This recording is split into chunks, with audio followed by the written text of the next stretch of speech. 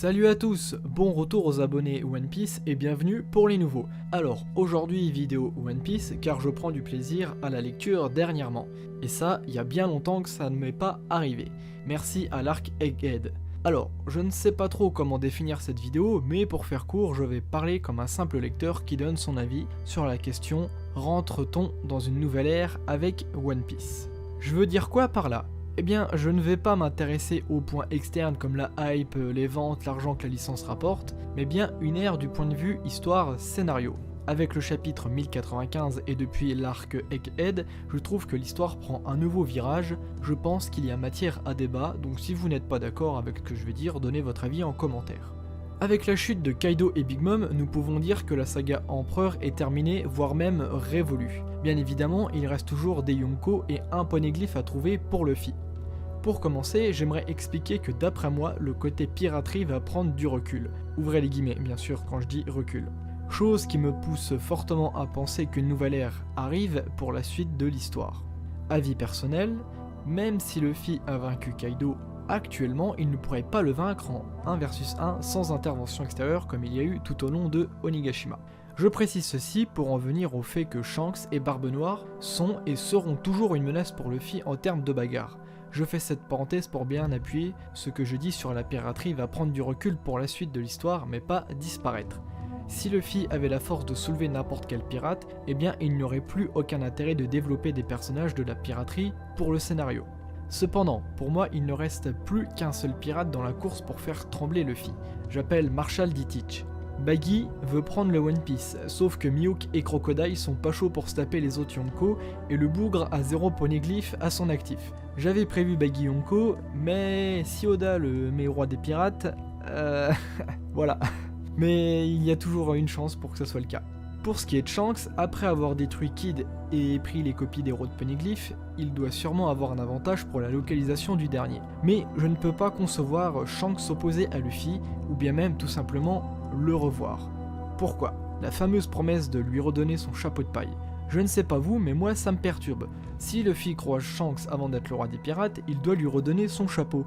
Alors que ce fameux chapeau, c'est devenu l'identité de Luffy. A l'époque, c'était pas Shanks au chapeau de paille, ça a toujours été Shanks le roux, alors que là, c'est Luffy et l'équipage au chapeau de paille. Même sur le joli Roger, c'est un chapeau de paille.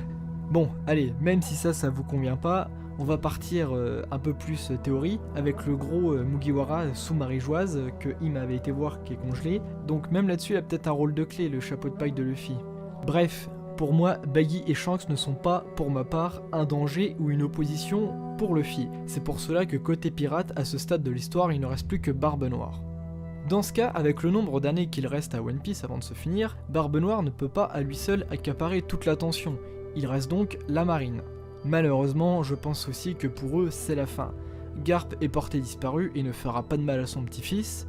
Quant aux amiraux, Kizaru il en a fait les frais. Un White Star Gun en pleine tête et il a vu les étoiles de la même manière que quand on se lève trop vite.